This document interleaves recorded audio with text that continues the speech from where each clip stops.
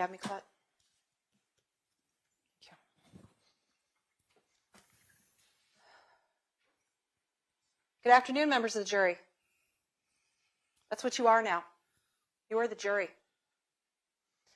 As Judge Hager has just instructed you, it's your job to listen to the facts in this case as they are presented. And as Mr. Nelson told you during voir dire, how we do that is through the testimony of witnesses in that witness stand right over there, and through the introduction of exhibits. 18 years ago, 18-year-old Anita Knudsen was stabbed to death in Minot, North Dakota. Anita had dreams of becoming a teacher. She was a college student at MSU. And when she was a student at MSU, her roommate was Nichole Thomas Rice, known as Nichole Thomas at that time. The state intends to show you evidence. There was bad blood between these two girls, and their living situation was highly toxic. The state intends to show you evidence that on the early morning hours of June 3rd, 2007, Nichole Thomas Rice stabbed Anita Knudsen twice in the chest, killing her. You're going to hear from a number of witnesses who established this timeline. I did a trial back in September. It was another murder trial. And my trial partner made a statement during closing that's echoed with me for a while, where he said, "Crime loves silence." Now, in that particular case, we had a defendant who had killed someone who could have blown the lid off of a pretty big drug operation. But that phrase stuck with me. Crime loves silence. As you have heard, this has been a cold case. Ms. Rice was not charged with this crime until 2022, 15 years after it happened. It's a bit of the tortoise and the hare, slow and steady. Law enforcement took the time to make sure we're the right person. There were some new developments that occurred over the years. You're going to hear testimony with regards to that.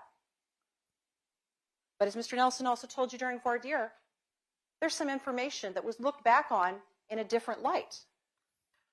Because, as we all know, sometimes when you hear something in the instant, it means something a little bit more significant once you look back on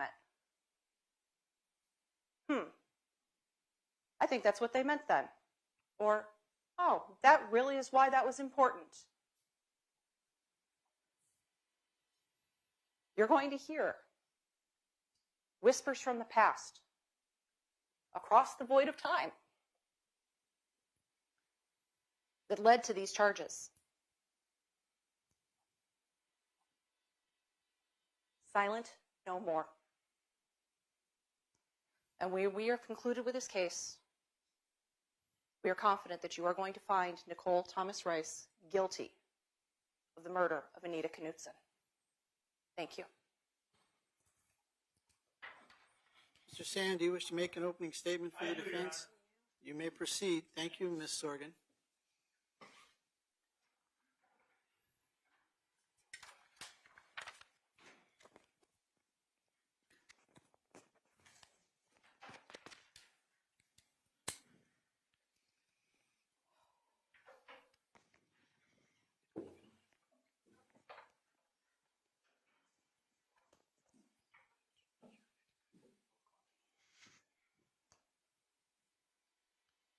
You guys hear me all right?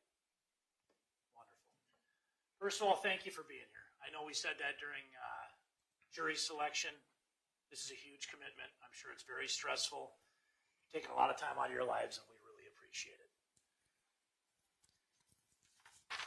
Now, as the state's attorney said, you're going to hear a lot of evidence in this case. You're going to see a lot of evidence. You're going to hear a lot of testimony. the end of it, I disagree with the state. You're going to know after you hear that Nichole did not kill Anita. Now, what happened to Anita is terrible. It's awful. It's every family's nightmare. It's every parent's nightmare. It's every town's nightmare.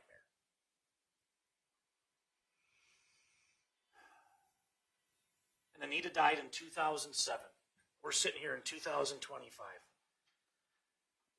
Now, we talked in jury selection about what changed between now and then. And I'm going to show you what changed. I'm going to tell you what changed. The witnesses are going to show you what changed.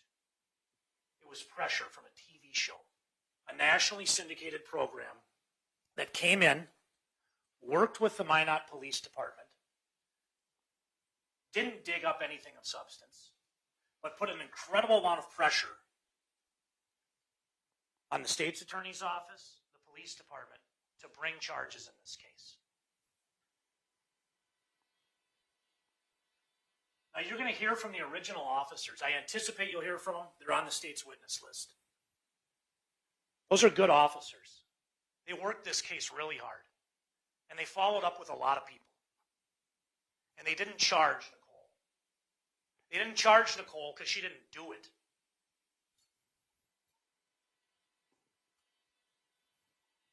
Nichole got charged after a national media circus descended on Minot.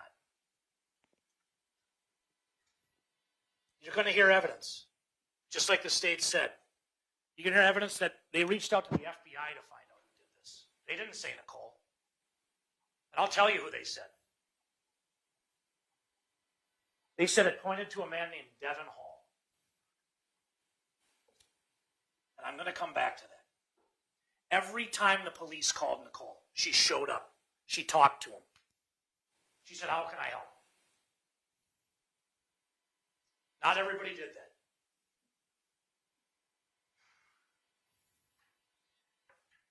Now, this Devin Hall, he was a 17-year-old kid from the Fort Peck Reservation out in Montana. The evidence is going to show you he traveled to Minot. That's where the murder happened. The evidence is going to show you he admitted to possession of the murder weapon, which was a locking knife, like a buck knife, that had an Indian head on one side. At one time, it had Indian heads on two sides, but one fell off. And the evidence is going to show you that when the police showed that knife to Devin, he said, "Is this your knife?" And he's going to say, "I've had that knife." And you say, "How do you know?" It's missing the Indian head on the other side. You're going to find out that Devin Hall was caught breaking into other women's apartments that weekend through a window. Please listen to that. The state's going to tease that evidence out too, but they're going to try to change how it sounds.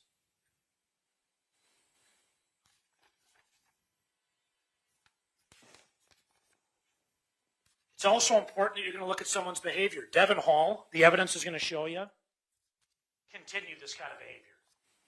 And he had implications, not just back on his home reservation, but federally as well.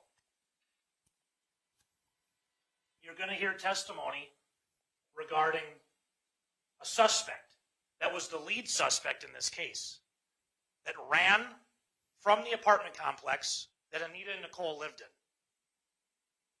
You're going to hear this man was described as a 6'2" Native American young man who was sprinting at 7 o'clock in the morning from that apartment complex to the next apartment complex with blood on his t-shirt.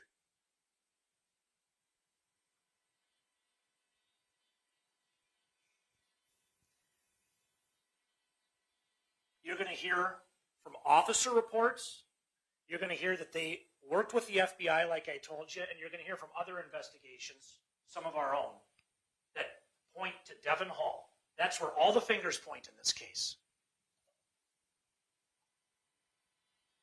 On top of that, there was other work that was done in this case that showed other suspects that were much more culpable than Nichole. There was the maintenance man you're going to hear about. The maintenance man who in the morning showed up, found a broken into apartment with curtains and a curtain rod strewn outside that he threw back in. That maintenance man was interviewed, and on New Year's Eve, the next year around, he committed suicide. And the night before he committed suicide, he talked to a friend and said he had something very heavy on his heart. You're going to hear about someone else, the prom date of Miss Knudsen. This prom date ended up moving into the same apartment as Miss Knudsen, same apartment building, went on to continue to be a sleuth throughout Miss Knudsen's, after her murder, and has been sitting in many of these court hearings as we go. He was a prime suspect. The cops describe him as obsessed with Anita. You're going to hear that Nichole had an alibi while this went on. She wasn't there. You're going to hear she did not do this. This is a media sensationalized case. And that's the person they want. They want the roommate, the college roommate. That sells. What doesn't sell is somebody who's dead or an indigent person that lives out in the middle of nowhere in Montana. Nichole sells. And that's what's going on here. And I'm sorry that I get impassioned. But I'm sure you understand the seriousness of this. The state's going to talk to you about a toxic roommate relationship. And I know we discussed this in jury instructions. Siblings, roommates, they fight. There's issues about an unplugged fish tank, about an alarm clock that wouldn't stop going off. The evidence is going to show you people like Nichole don't kill their roommates over that kind of stuff. They don't put knives through their sternums. The evidence is going to show you Nichole Rice didn't do this. This entire case toward Nichole has been an abortion of justice, and it can stop now. And Anita deserves justice. But justice is out there. It's not here. This is a show. Thank you very much. Thank you very much, Mr. Sand. Thank you, Your Honor. Ms. Sorgan, call your first witness. State calls Sharon Knudsen. Someone call in Ms. Knudsen, please. I'll go get her. Thank you. Watch the step. Okay, there you go. I'm going to have you sworn an oath. Please raise your right hand. Do you solemnly swear to tell the truth, the whole truth, and nothing but the truth, so help you God? Watch your step, and we'll have you go back over here, ma'am, to the right. Yep, please. Watch the cords. You want to move that podium, too, when you get a chance? Actually, thank you, Mr. Nelson. I was going to volunteer Mr. Young Sand, but that's okay. Well, It's heavy. Okay. Oh, okay. This is going to accident happen here. Okay.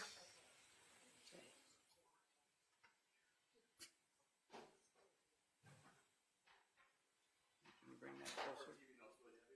Yeah. Can you adjust that so it's aimed at her chin, please? No, just the top part. Yeah, just down. There you go. Okay. Is it on? I don't know. There you go. Now it's on. Okay.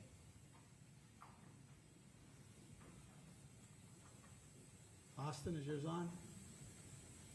Okay. All right. Ms. Sorgan, you may proceed. Thank you. Would you please state your name for the record? Sharon Knudsen. Get a little bit closer to the microphone. She can. Bring it a little closer to her if you could. Can't. Ayla, just Sharon slide it Knudsen. How's that? Okay. Let's just try it one more time. Okay. Sharon Knudsen. Thank you, ma'am. You're the mother of Anita Knudsen, is that correct? Right. Okay. Are you Anita's birth mother? No. What was your relationship with Anita? We adopted her when she was an infant. How old was Anita when she first came into your care? 6 months. Can I interrupt you? What? Well, it's not on. Oh, it's still not on. Push it. The green light has to come on. Just Right. push that button there. It was on, and I moved it, and it went off. All right. Okay. Let's just start from the beginning one more time. Sounds please. good, Judge. Thank you. Okay. Okay. We've established that you're Anita's mom, right? Right. Okay. But you're not her birth mother. No. And what is your relationship with Anita? I was her adoptive mother. How old was she when she came into your care? 6 months. Did you have other kids? Biological kids, and they were all grown. Okay. Did you have any other adoptive kids? Yes, Okay. And how many other adoptive kids did you have? 3. Did Anita graduate from high school? Yes, Where did she graduate from high school at? Velva, North Dakota. Okay. And Anita was living with you at that time, is that right? Yes. What did Anita do after high school? She went to college in Minot. Okay. Which school did she attend? She went to Minot University Minot State? State. Did she go right away to school or did she take a gap year? She went right away What was Anita studying? to be a teacher. Permission to approach, Your Honor. You may.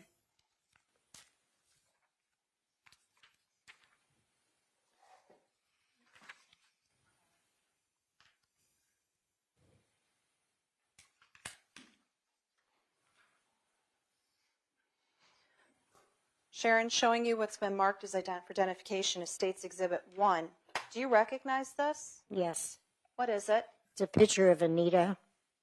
When was that taken? When was it taken? Oh, gosh, I don't remember.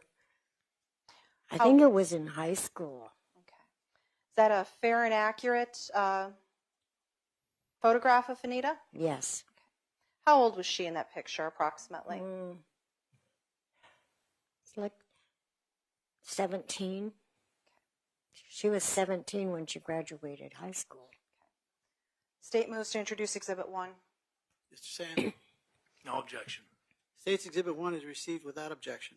Permission to publish. You may. This was your daughter? Is that correct, Yes. Mm-hmm.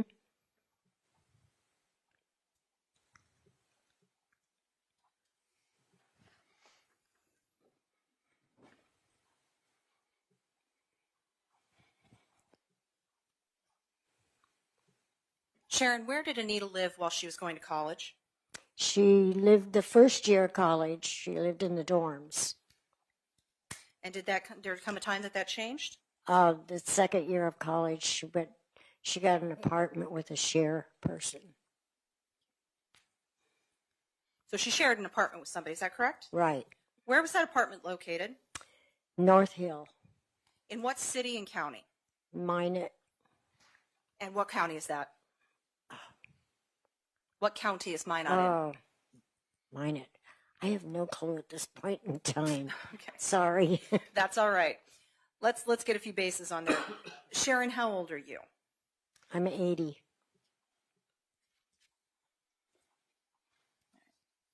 Do you sometimes have issues with your memory? Yes, I do.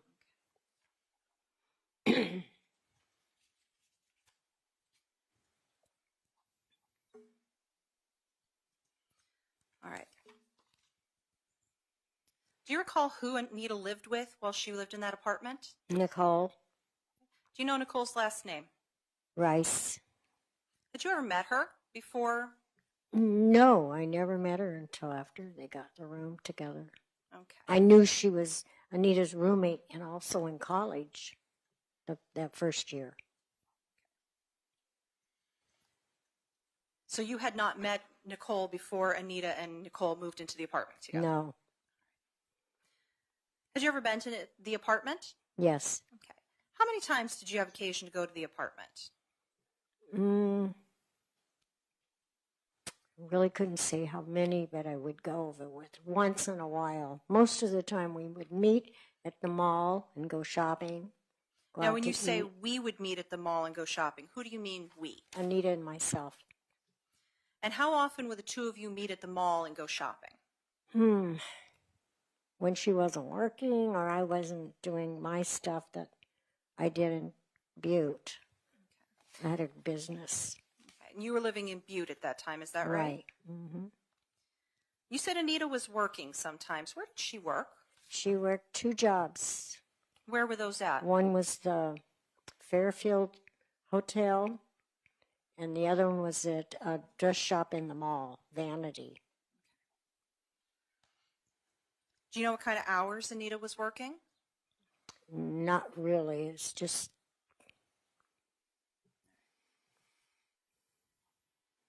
Now, you said that you had had occasion to go to the apartment. Can you describe the apartment? it was a nice little apartment. Nita kept it up. How many bedrooms, how many bathrooms? 1 bathroom, 2 bedrooms.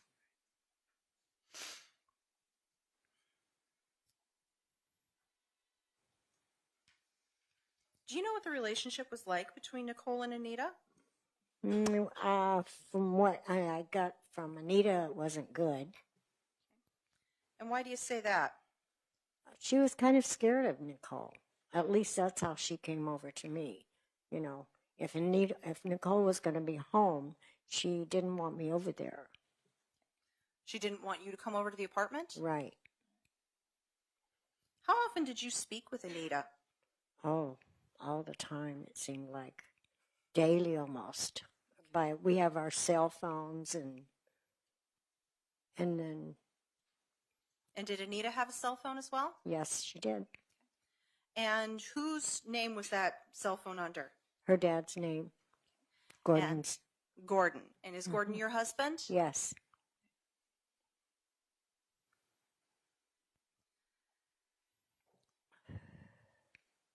Now, you said that things were not good between Anita and Nichole. No, not. They didn't run in the same circles, from what I gathered from Anita. You know, they had separate friends. Now, you said that you lived in Butte at that Right. time. Mm-hmm. How far from Minot is Butte?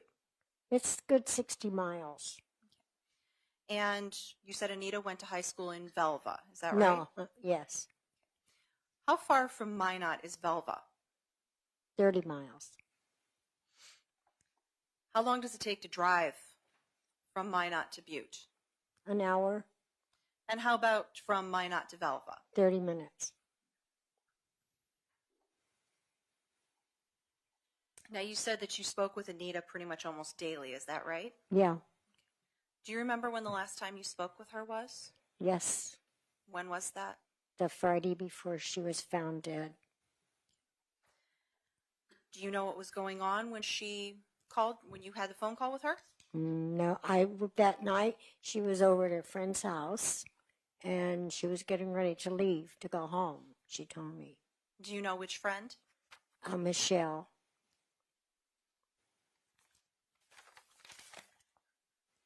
That was Friday evening. Mm-hmm. Did you have any contact with her on Saturday? I called, but she didn't answer, so I assumed she was working. Did you hear from her on Sunday? No, I did not. I called again, and she didn't answer. So then what did you do when she didn't answer? We're all busy. We're kind of, I was mowing and stuff. And so I thought, well, Gordon was going to mine it Monday. He can stop and check on her. Okay. And he did. I called him and I said, did you check on Anita? And he said, well, he went by her house, her apartment. Without telling us what Gordon said, Mm. okay? You called him and asked him to check on her on Monday. Right. Is that right? Right. Okay. And do you remember the date of Monday? At this minute, no. That's your memory issues, Right. is that right? Mm-hmm.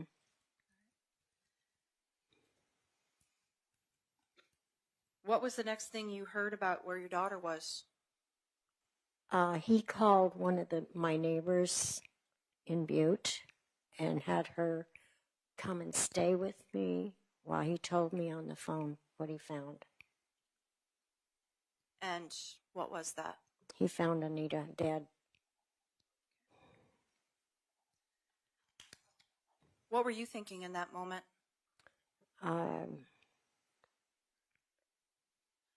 It was just kind of just spinning in my head. And my neighbor made sure when I got my car, I went straight home. How old was Anita when she died? 18. Now, you said that you had 2 other adoptive kids. Mm-hmm. How old were they at that time? That time they were in high school. One was a junior, one was senior.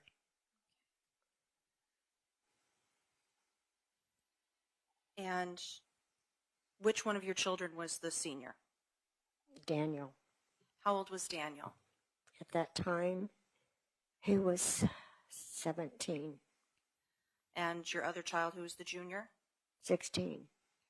And that's your other daughter, Anna, is that right? Right.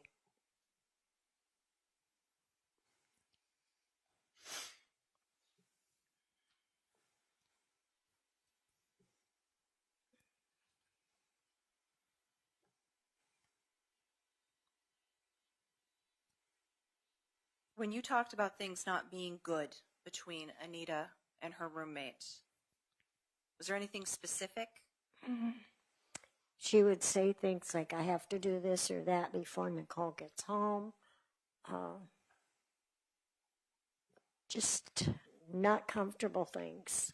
One time I went over with her to the apartment and she said she had to feed the fish so they wouldn't die, because if they were dead when Nichole came home, she was afraid what Nichole would do.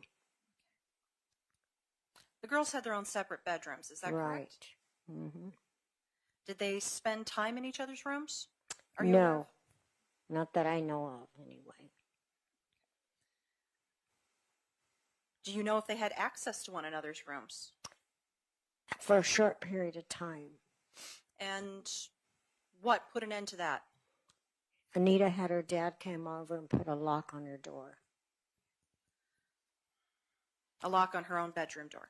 Mm-hmm. Is that a yes? Yes. Okay, thank you. Sorry, we have to have you answer aloud. Right.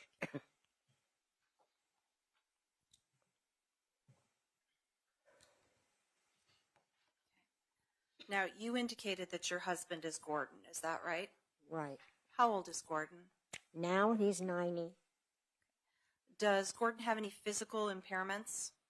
He has a bad heart. He's 90 years old. He has the typical ailments of a 90-year-old. Okay. How's his hearing? Lousy. He can't. And how about his memory? Off and on. It's pretty good, though. Okay. How about his long-term memory?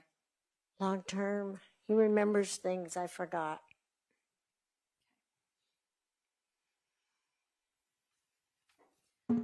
Now, you indicated previously that Anita had a cell phone, and that was under Gordon's name, correct? Right. Okay.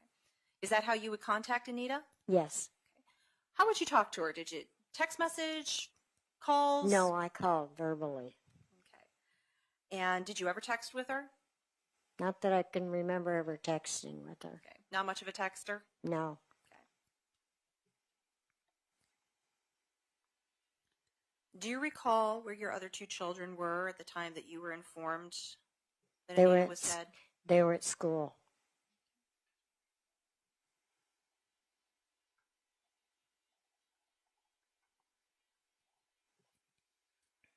Okay. Now, you said that when you couldn't reach Anita on Saturday or Sunday, you assumed that she was working, right? I assumed, yes. Okay. Did you take any steps to verify whether or not she was working? No, I didn't. Because we just didn't. Okay.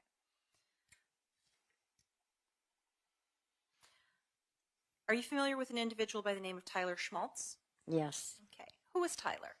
He was her friend. Was there anything special about him? He had some issues about, he wanted her to be his friend, and she didn't want him as that type of friend, but she still stayed friends with him, you know. Now, when you say she, do you mean Anita? Anita. Okay. Mm-hmm. And he wanted to be a little more than just friends? Right. All right. How did Anita react to that? I think she just kind of ignored that. Okay. I never discussed it with her about him. Now, did they go to the prom together? No. No. Okay. No. What was the prom arrangement? She had friends that other male boyfriends that were in high school with her that took her.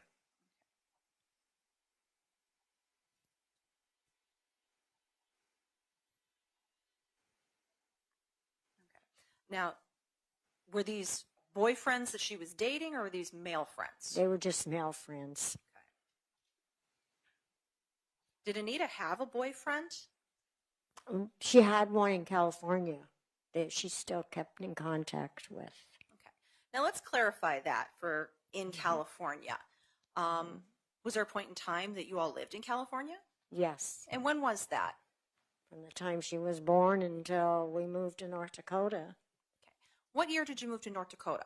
2003. So 4 years before Anita died. Right. Okay, so she would have been about 14, if my math's right. Is that right? She was 15 when we moved to North Dakota. Okay. And she had a boyfriend from back in California? Yeah, they phoned each other. They didn't see each other. They just phoned, kept in contact. Did you know how she felt about him? Kind of like a boyfriend, girlfriend in California. But once we moved to North Dakota, she would talk to him once in a while. But that was about it, as far as I knew. Now, you said that Anita was friendly with Tyler. Is that right? Yeah. Okay. What kind of things would they do together? She was like a tutor for him. She would help him with schoolwork, things like that? Schoolwork, yeah. Okay. Hmm. How did Anita's death affect your family?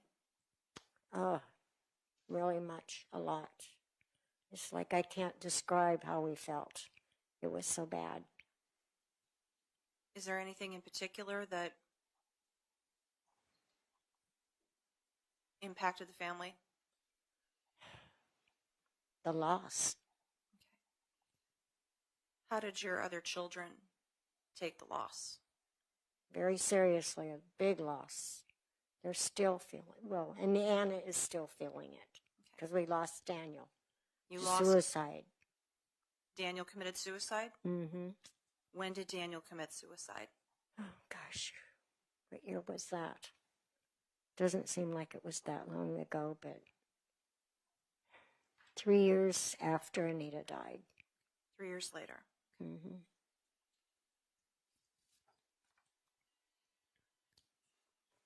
When Anita was in school, did she come home very often to Butte?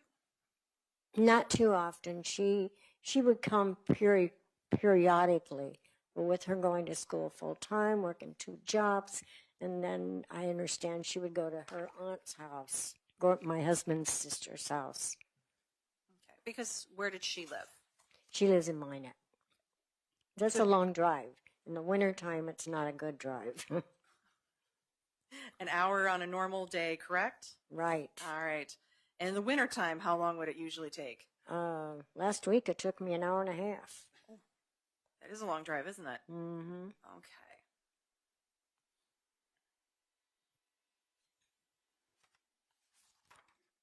I have no further questions for Mrs. Knutson, Your Honor. All right, thank you very much. Mr. Sand, do you wish to cross-examine Ms. Knutson? I do, Your Honor, just briefly. I am unable to see her, so is it all right if I stand? Absolutely it is. Thank you. You want She's me too to tall stand? for you? Oh, you can stand. Yeah. No matter, you're just The fine. chair's too short. Ah, right.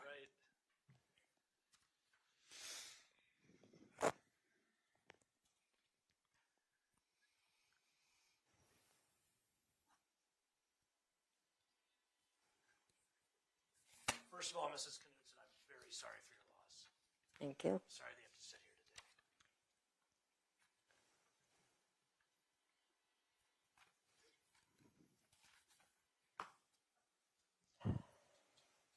Do you know how Anita and Nikki knew each other? College, high school, High school. high school and college. So they met in high school, you think? Mm-hmm. Okay. And moved in together in college. Well, yeah. You're not getting me? Can you hear me now? Is your Can you hear- battery okay, pack I can on? hold it too. Well, just make sure it's on, I guess is the key. Sorry about that. Did you know Nichole very well in high school or in college? Or No. they were? Okay. Did they go to the same high school? Yes, they did. Okay.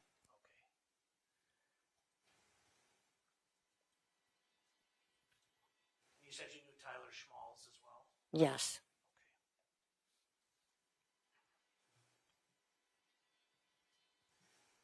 Now, this is a long time ago. This is in June of 2007. Do you recall meeting with the detective Barnard and doing an interview? Right Yes, I remember it very a long well. time ago. I'm not going to hold you too tight to it here, but I got a couple of questions. Mm-hmm.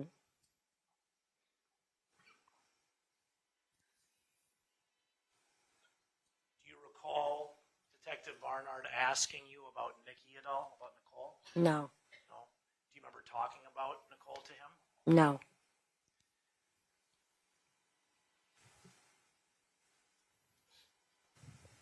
Do you remember any of the conversation?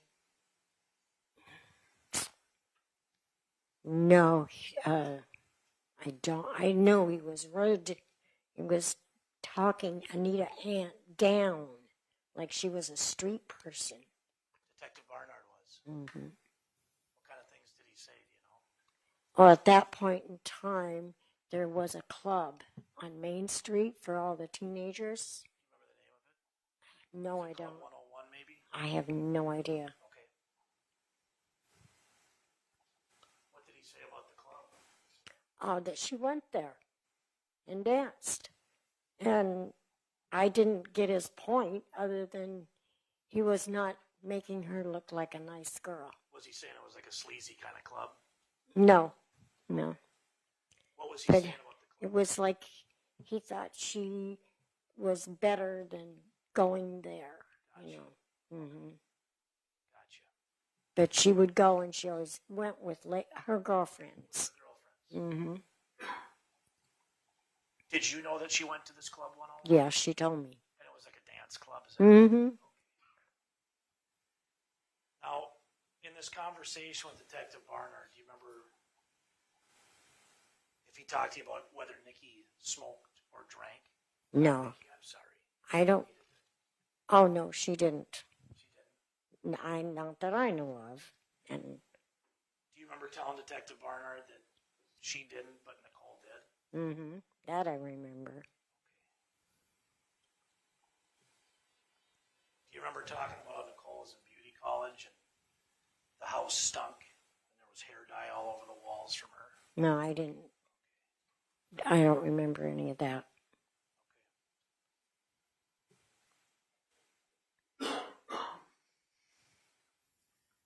So you're saying Anita didn't drink or smoke or anything like that? No. That I know. Do you have any idea about the people that she might have met at this Club 101? No. She didn't go that often because she was too busy with school and her 2 jobs.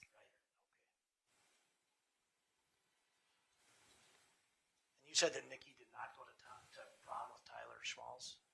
I don't think she did. I don't know who she went with. Okay. But he wanted to be her boyfriend, it sounds like, and she wasn't Right. feeling that. Okay. Do you know at the time Nikki died if Tyler lived in the same apartment complex that she And Nikki didn't die. Anita I'm did. sorry, Anita. That'll be the last time I do that. I apologize. Thank you. When Anita died, do you know if Tyler was living in that apartment complex? No, he did not. He didn't live in that apartment complex. Not to my knowledge, he didn't. He lived in somewhere else.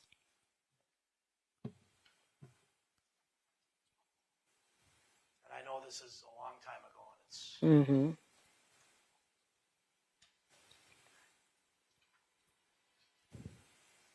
Do you remember telling Officer Barnard that Anita was at Tyler's a lot? No. No, I never said that.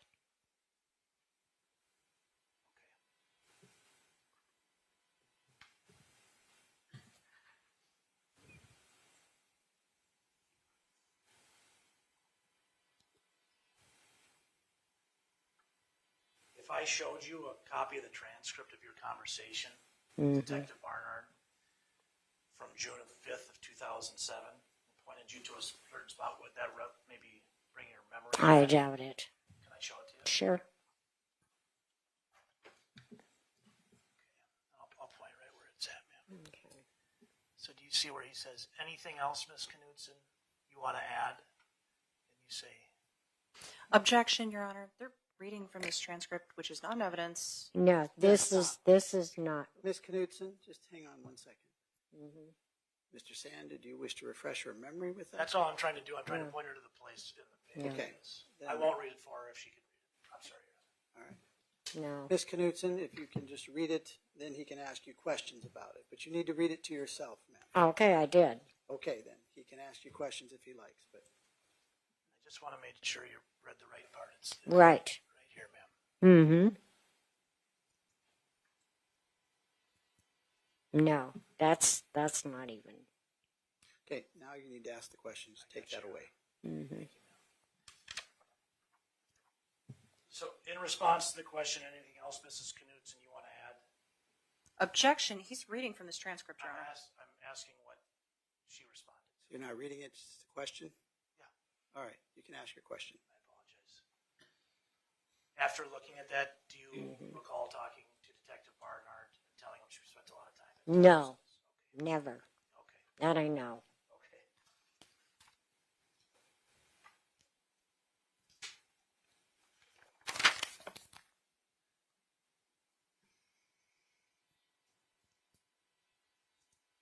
I know the state had asked you this, Ms. Knudsen, but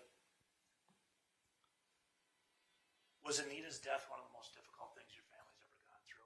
Yes. I would assume that. And have you guys been hoping for answers since it happened? Yes.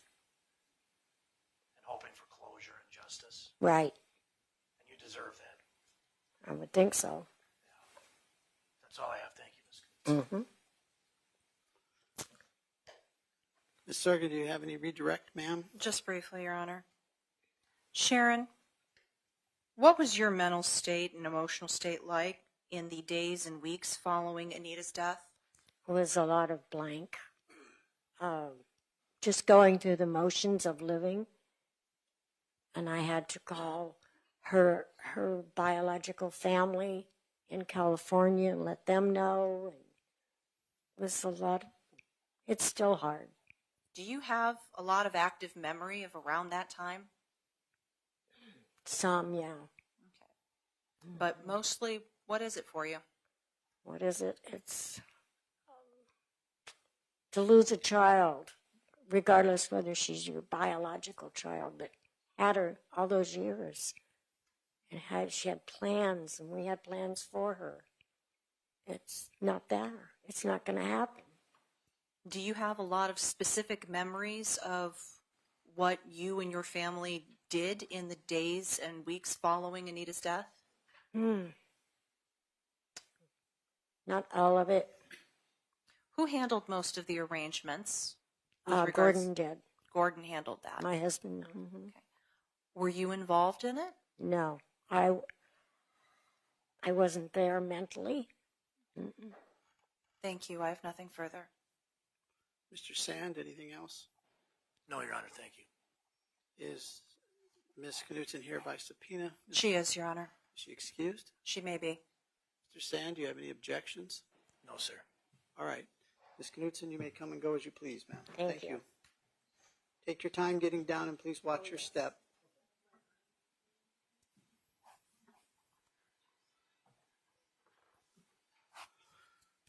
You may call your next witness, please, Ms. Your Honor, state's next witness is Gordon Knudsen. All right. I know. We will need to take just a short recess. Over here, Mr. Knudsen. Here you go. That's fine. Go ahead then.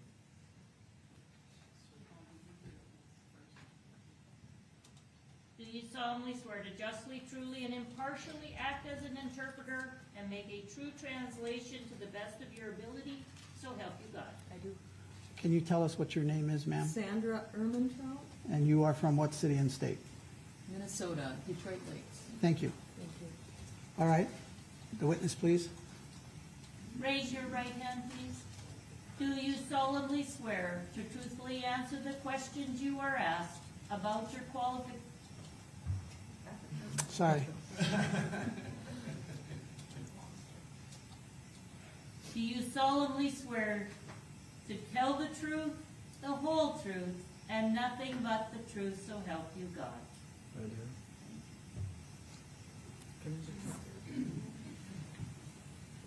It should, the questions,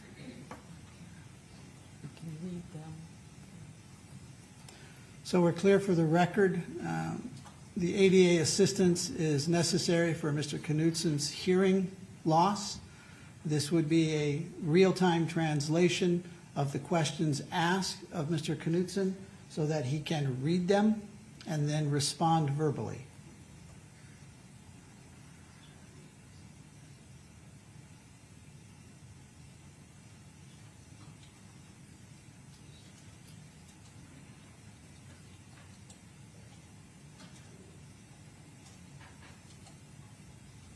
Ms. Sorgen, you may proceed. Thank you, Your Honor. Would you please state your name for the record?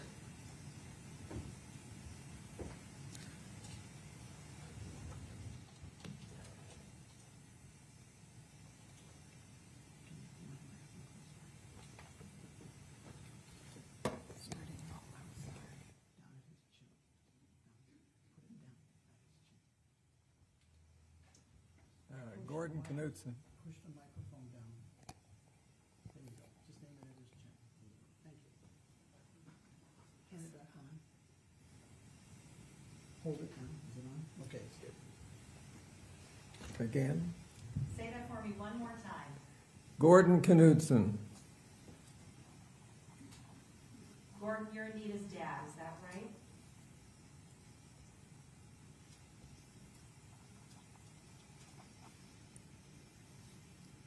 That's right. How old are you, Gordon? 90. And you have some hearing loss, is that correct? Yeah, very much so. I'm going to speak slowly so that we can follow along for questions, okay? Okay.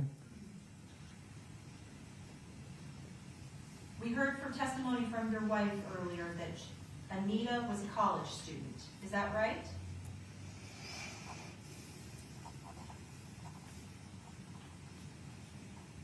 That's right. Where did she go to school?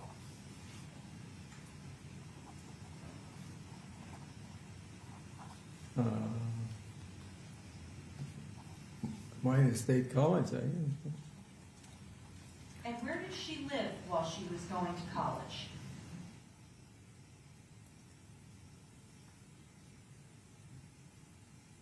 I don't know the address. It's up in North Hill. I was found it North Hill. again. What city?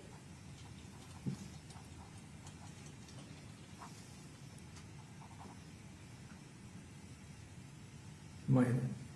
And what county is Minot in?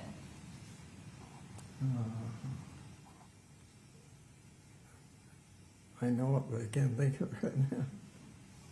Does Ward County sound familiar? That's right. Had you ever been to Anita's apartment?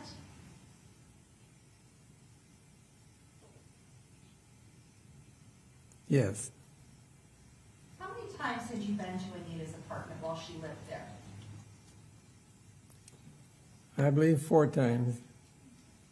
And what did you do when you went to that apartment?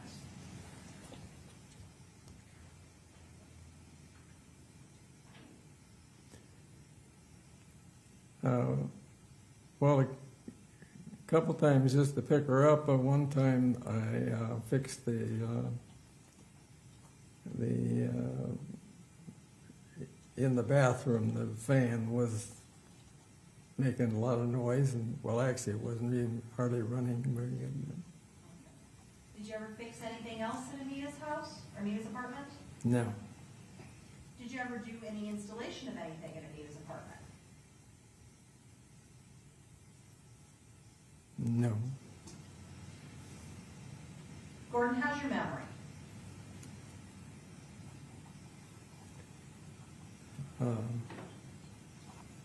it's like my hearing, very poor. Okay.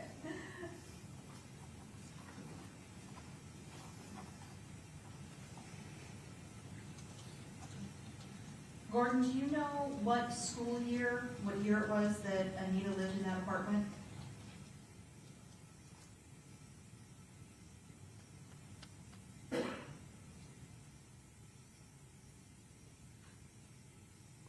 Uh,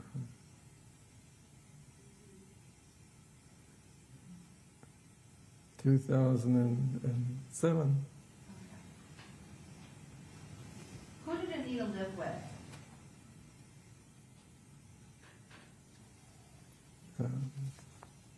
Nichole. Did you ever meet Nichole?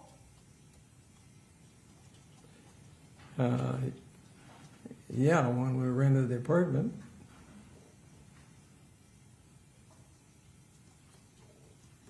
Gordon, I'm going to draw your attention to June of 2007. You were living where at that time?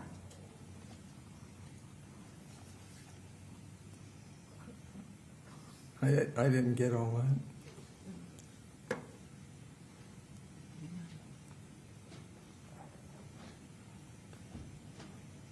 In Butte, North Dakota.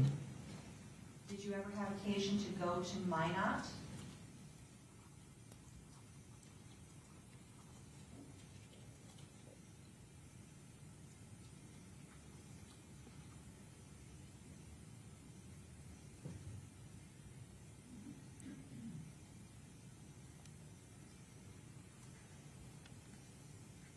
Did I ever have occasion to go to Minot? Sure.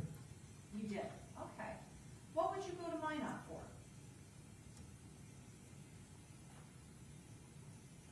Well, we do shopping or whatever. I go there quite often. You would go there quite often. Did you see Anita when you would go to Minot?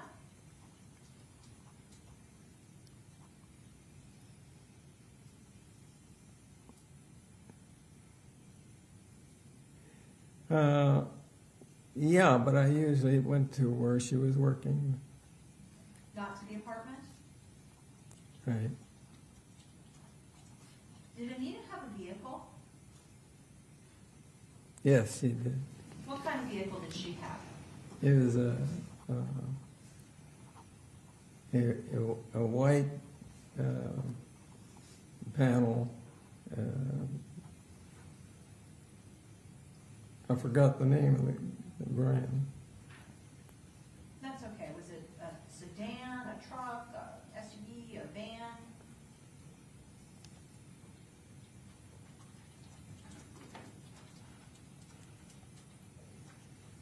Well, it was the one that had the side doors slipped open instead of opened in, you know. But you recognized her car, is that right? Yeah.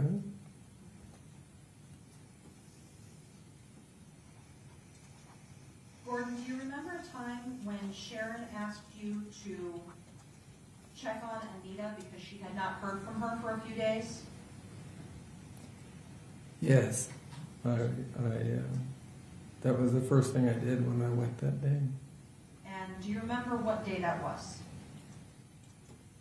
That was the 4th of June. In what year?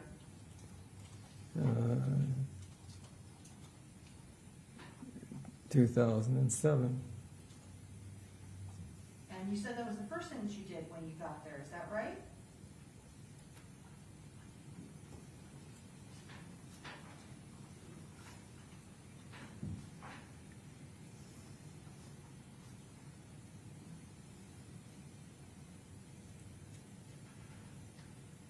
I don't. Let me ask a better question. June 4th, 2007, you came to Minot, is that right?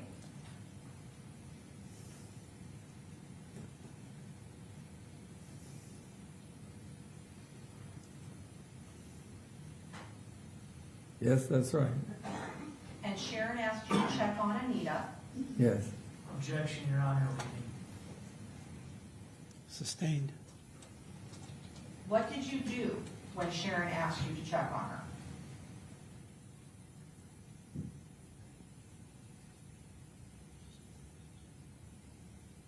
I said, that's the first thing I'm going to do, is go there. About what time did you go there? Well, I think we left right after I had breakfast, and then it takes about an hour to get there, so that's about when I got up there. Okay. And do you know approximately what time of day that would have been?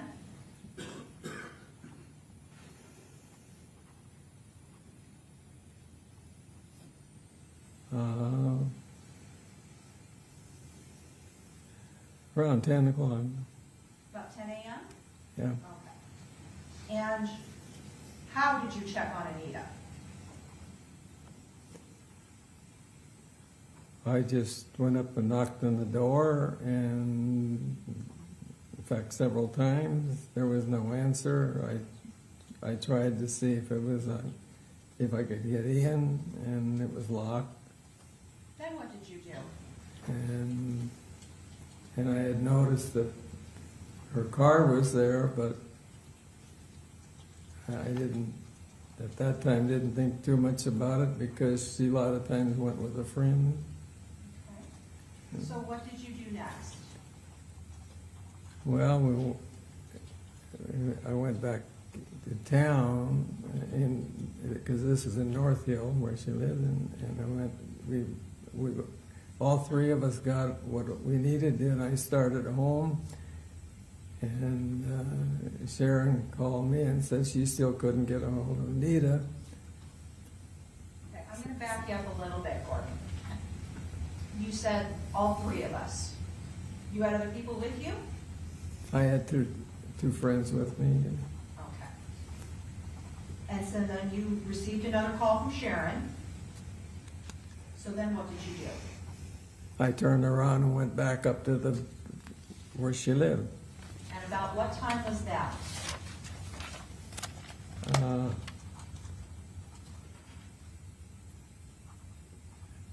I would say it was around noon, I believe. I'm not sure of that. And what did you do when you got back to the apartment? I went straight to the manager's office and told him that we couldn't get a hold of Anita, and that I would like to see what's going on if she would let me in. Did you have a key to Anita's apartment? Did I have a key? Correct. Did you have a key? No, I didn't have a key. Why did you go to find the manager?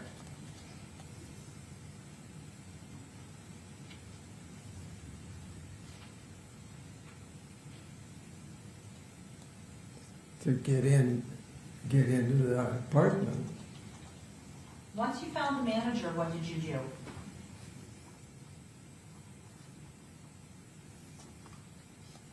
She said that she could get into trouble if she did that. And I said, you can get into trouble if you don't do it too. So then what happened? She got up and got the keys, and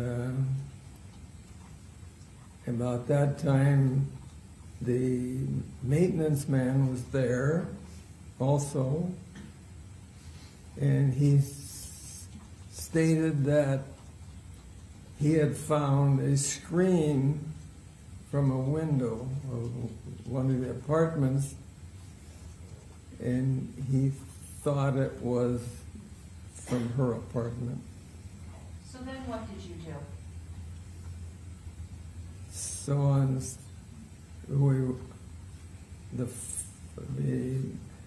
one of my friends, myself, and the maintenance man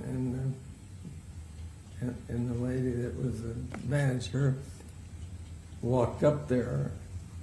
Only thing is, we walked not to the door, but where the window was. What did you see when you were at the window? Pardon me? What did you see when you were at the window? I seen Anita. Where was Anita? She was just laying in bed just inside the window. How was she laying?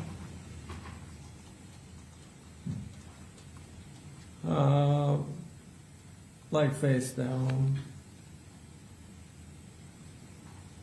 What did you do when you saw her laying face down?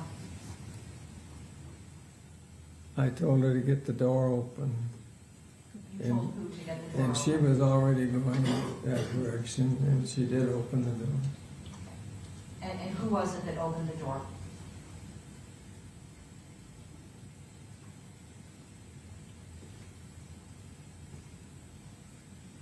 The manager. Once she opened the door, what did you do? I just went in, and the door was open to the bedroom, and I walked in, and I checked her, put my hand on her leg, and she was cold. And then what happened? I told her that the landlady to call the police, please, but I noticed she already was, and so that was. And did you stay around until the police came? Yes, I did. Yeah. Did you give a statement to the police? Yes, not at first, but then he had told me that he wanted to stay around and identify the body when they took her away. The policeman told you that? And I did that, but then he kept the same person, same police officer came and got me and wanted to interview me at the office. Okay. And so we went there, and by that time there was somebody else that had taken care of identifying the body. Thank you, Gordon. I have no more questions. Mr. Sand, do you have any questions for Mr. Knudsen? I do, Your Honor, and I'm having the same issue with this computer screen, so I really stand up. Yes, you may stand up. And I know we've had mic issues, is that any better? I talked to her. Can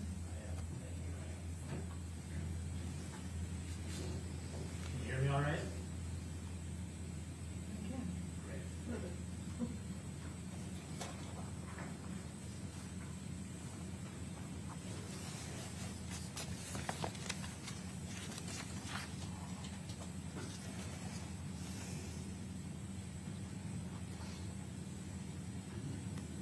Gordon, I'm sorry for your loss.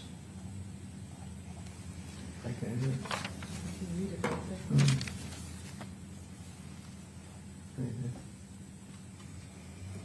I just have a few questions for you.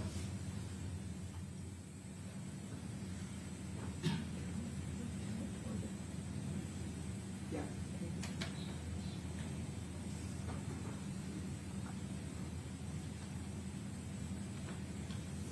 You talked with the state's attorney about going to Anita's apartment that day.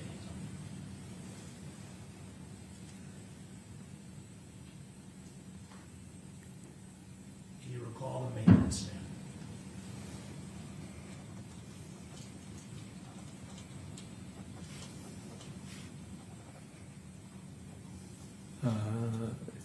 His name? No, I don't.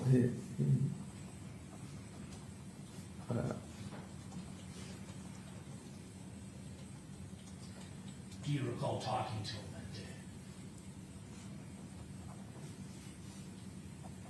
day? The only thing I know about him after that was in the paper he committed suicide. Okay.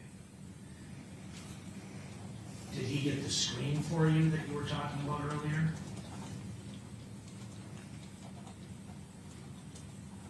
Yes. And he thought that was Anita's screen? Yes. Okay. Did you see where the screen was?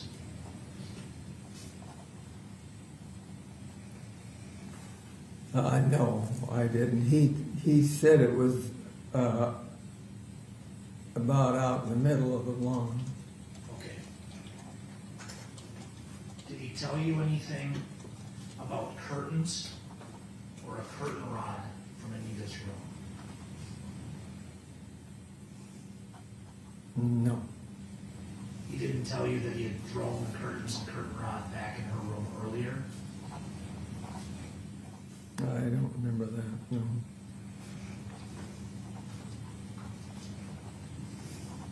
Gordon, do you remember doing a deposition a couple of years ago with Miss Sorgan and Mr. Becker from our office? Right. Do you recall talking about the maintenance man and what had happened at that deposition?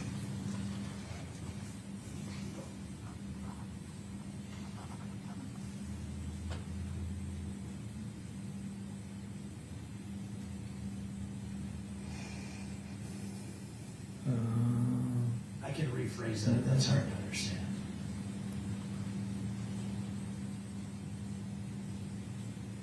Yeah. Okay. Do you recall discussing the maintenance man with Ms. Sorgan and Mr. Becker at the deposition?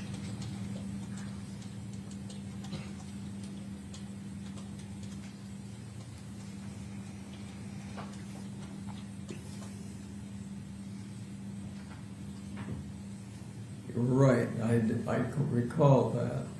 And what he was asking me, well, how many feet away the screen was. And I said, well, I really don't know. He said, well, was it 5 feet or 10 feet? I says, no, more like 100. Do you recall He specific? didn't ask me any more about that. Do you recall specifically discussing how it could have been that the maintenance man didn't see Anita's body?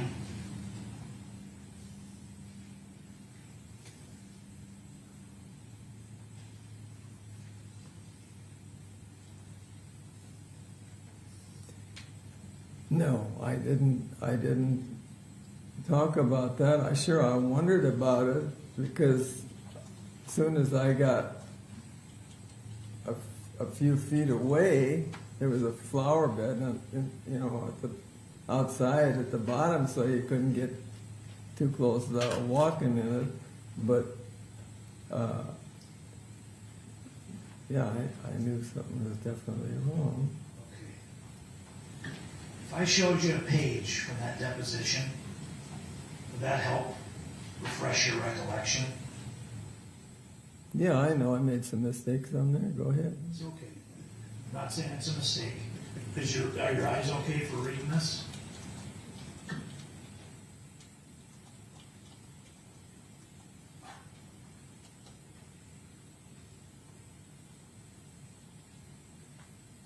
Yep. Okay. Mr. Knudsen, can I have you just review from here to the bottom of the page?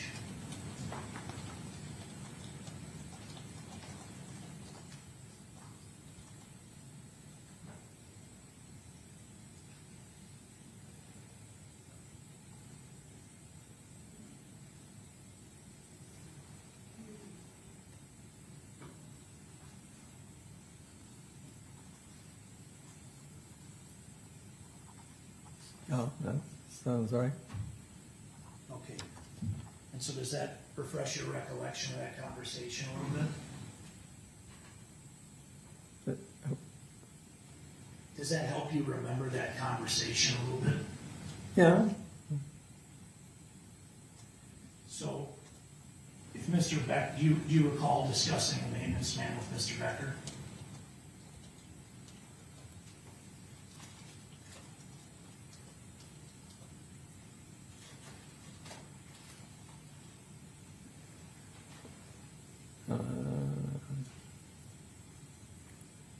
Is that what the maintenance man's name is? No, I that's the attorney. don't understand that question. Sorry. I've shown you this page from the deposition. Yeah. Does that help you recall this conversation you had with the attorney at the deposition?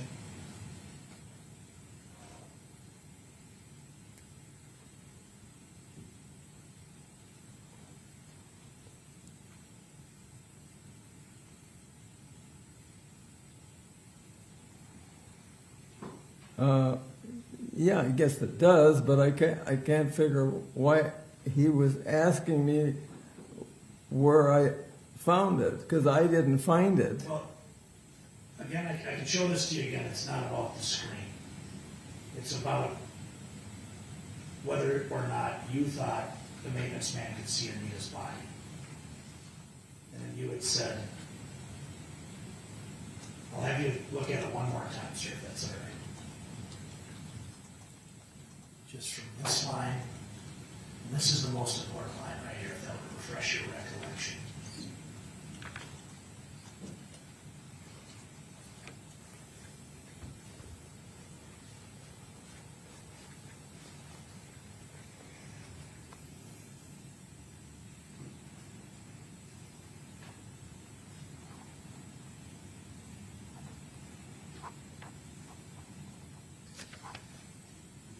I don't know what you're getting at, so I just. Did you tell Mr. Becker unless he was blind, he wouldn't have seen her? All I wanted to do was get away from him asking me where the way he put it, I'm the one that found them, and I didn't. He's the one that told me where it was. You're talking about the screen? Is that right? Yeah. Okay. I'm talking about Anita's body.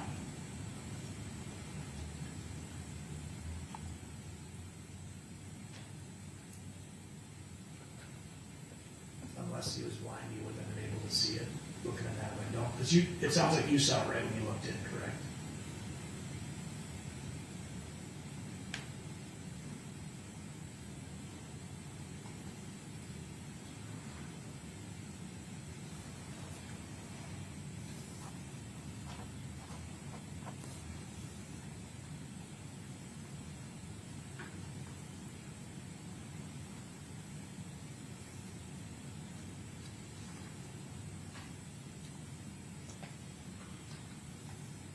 I don't know what you're getting at.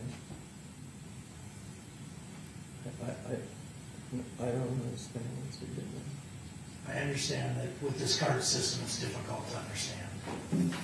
When you looked in the window, you had testified earlier that you were able to see Anita, correct? Right. And when you discussed with Mr. Becker, whether the maintenance man would have been able to see that?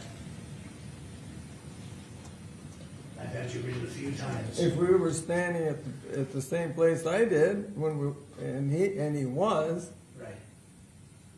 he should be able to see that it was him. Yeah. Okay. Thank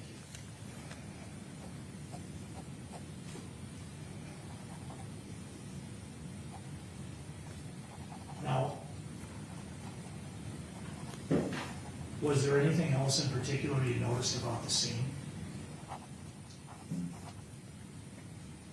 No. No. Okay. Now, I asked your wife the same question, but I'm sure you want justice for what happened, correct?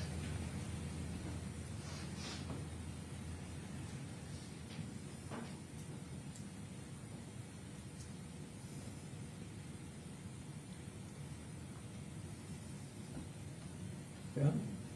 And you believe you deserve it, correct? Yeah. Okay. That's all I got, Mr. Knudsen. I appreciate it.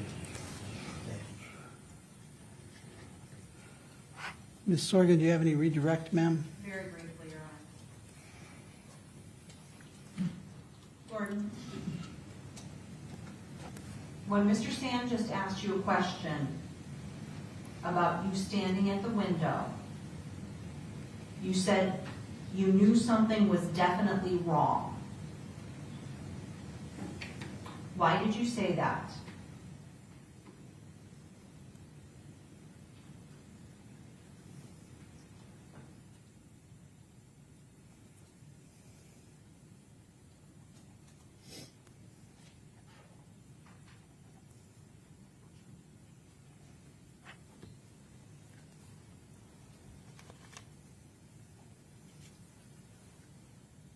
Well, when I seen her laying there, I figured she was dead. What did you see of her when you looked in the window the first time?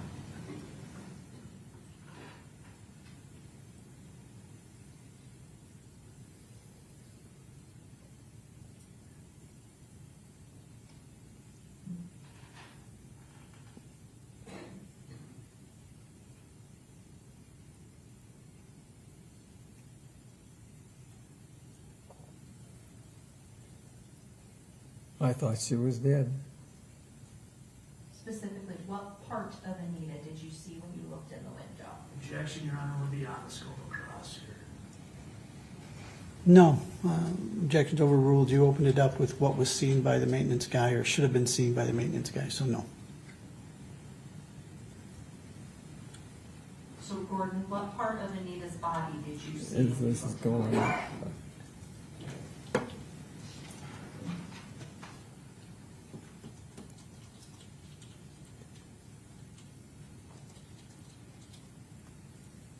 Mainly her head, because she had a blanket over her. What color was the blanket? It was a dark reddish color. What color was Anita's hair?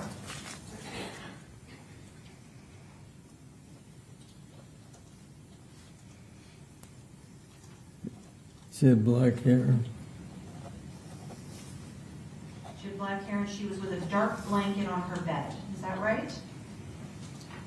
Do you remember if the lights were on or off when you looked in the window in the bedroom?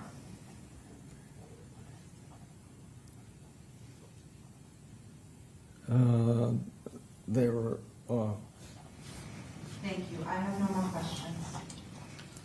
Mr. Sand? Nothing else, Your Honor. All right, is Mr. Knudsen here by subpoena, Ms. Sorgan? He is, Your Honor. Is excused? Yes. Mr. Sand, do you have any objections? No, Your Honor. All right. Mr. Knudsen, thank you for your testimony. You are excused, sir. You may come and go as you please.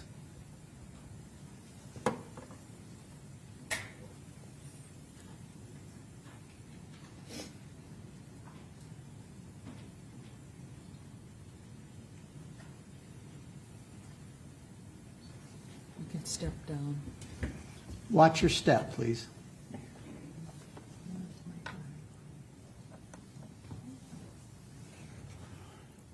All right, it's 36 minutes after 5 o'clock. We're going to rest for the day.